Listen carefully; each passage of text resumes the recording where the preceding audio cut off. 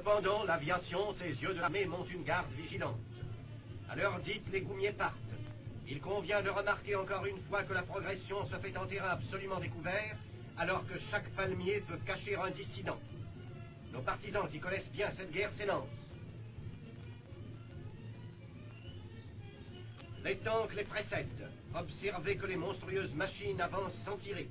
Mais elles produisent ainsi que les avions un effet moral considérable.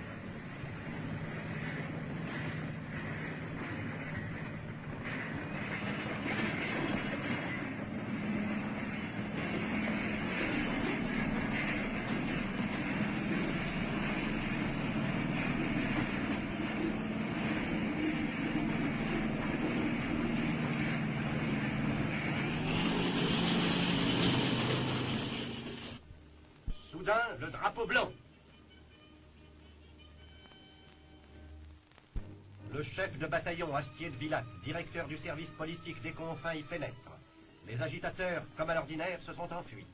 Le caïd et les notables sollicitent la manne, c'est-à-dire l'engagement réciproque de vivre en paix et confiance sous la bannière chérifienne. Le commandant Astier de Villatte les conduit vers le général Giraud.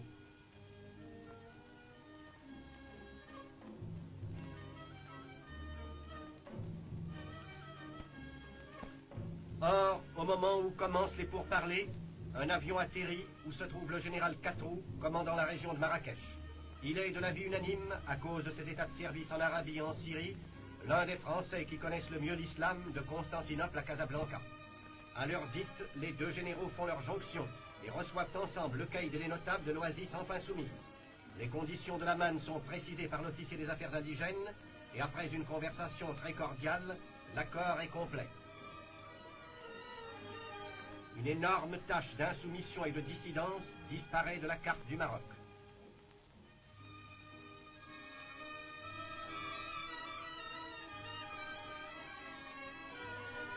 Alors commence la reddition des armes et l'on constate que les dissidents sont aussi bien armés que les réguliers.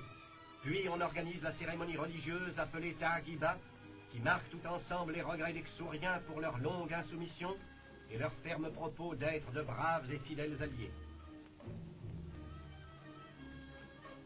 Pendant cette préparation, notre appareil de prise de vue excite fort la curiosité des Ksouriens. Avant que la Targhiba ne commence, nous prions les spectateurs amis des animaux de nous excuser. Nous allons faire passer sous leurs yeux un spectacle qui leur sera très pénible.